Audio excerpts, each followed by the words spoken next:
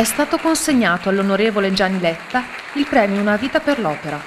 La consegna si è svolta domenica 18 marzo nel castello di San Zeno di Montagnana. La cerimonia è stata l'occasione per aprire ufficialmente le attività del Laboratorio Lirico del Veneto, con l'esibizione in concerto degli allievi della sessione primaverile 2012.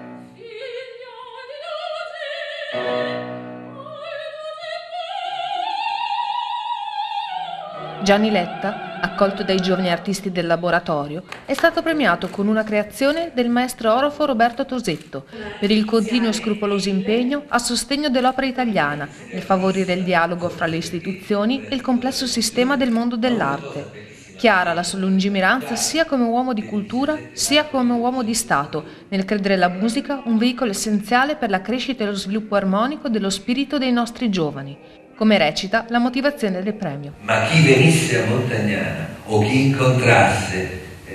questi ragazzi e vedesse l'impegno con il quale studiano e l'entusiasmo con cui il direttore artistico li prepara e l'ambiente che la città di Montagnana gli ha preparato e gli assicura per poter studiare nel migliore dei modi, allora sì, che direbbe certo che loro un giorno verranno al Metropolitan, perché loro hanno la possibilità di studiare con le tecniche di oggi, secondo i canoni del migliore disciplina lirica, ma anche con la forza che gli viene da un ambiente che naturalmente li ispira, perché gli porta il peso di quella tradizione, di quella cultura,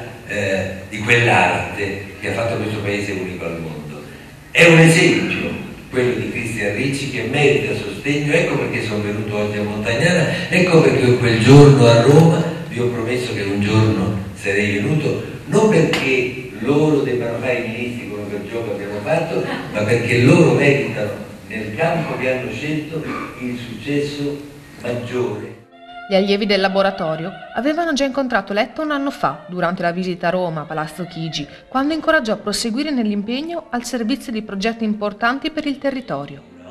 L'evento apre il calendario delle attività culturali del Laboratorio Lirico del Veneto Martinelli Pertile, l'associazione che, sotto la direzione artistica del maestro Cristian Ricci, ha come obiettivo la formazione e il perfezionamento di giovani artisti lirici.